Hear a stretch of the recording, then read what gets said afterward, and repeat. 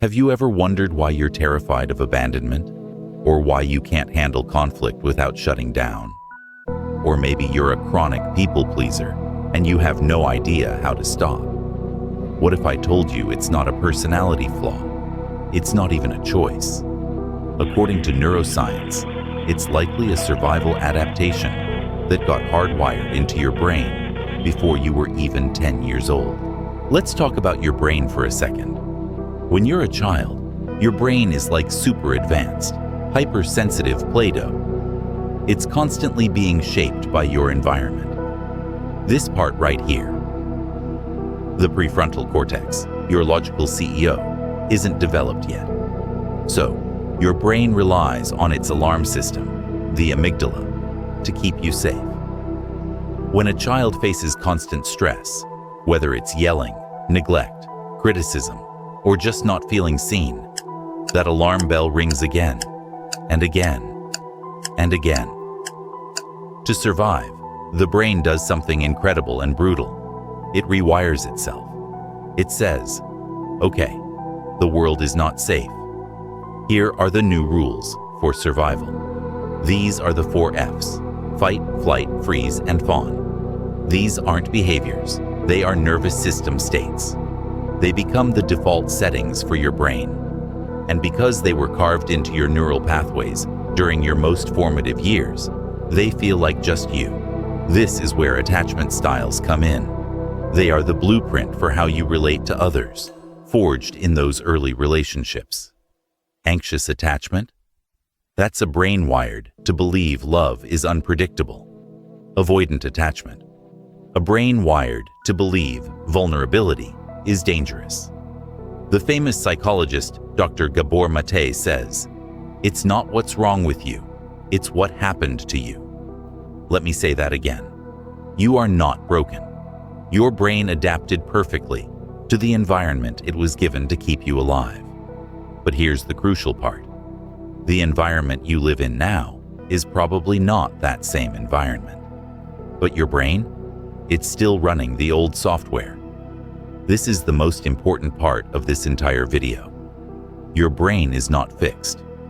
The same ability it had to wire itself for survival, a quality called neuroplasticity, means it can rewire itself for safety and connection. You are not doomed to be run by your childhood forever. You can update the software. So how do we actually do this? It's a process called post-traumatic growth. It's not about erasing the past. It's about building a new present. Here is a simple 3-step framework to start. Step 1. Notice without judgment. Your first job is to become a detective of your own mind. The next time you feel a huge wave of anxiety before a social event or the urge to agree with something you hate, just pause and say to yourself, "Ah, there it is. That's my fawn response. It's trying to protect me." You are separating yourself from the reaction. This alone is a superpower. Step 2. Identify the trigger. Ask yourself gently, what just happened that made my nervous system feel like it was 8 years old again? Was it a tone of voice, a perceived rejection, a specific type of conflict? You're not blaming anyone. You're gathering data on what your brain misinterprets as a threat. Step 3. Try a corrective experience. This is where you actively rewire the circuit. If your default is to freeze and say nothing, your corrective experience is to voice a small opinion. If your default is to people please, your corrective experience is to gently say no to one small thing. You're sending a new signal to your brain. I did the scary thing, and the world did not end. We are safe now. Now, this work is deep. It's what Dr. Bessel van der Kolk writes about in The Body Keeps the Score. Trauma is stored not just in the mind, but in the body.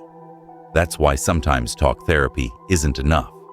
Somatic practices, yoga, even just conscious breathing, can be revolutionary because they speak directly to the nervous system that was shaped all those years ago.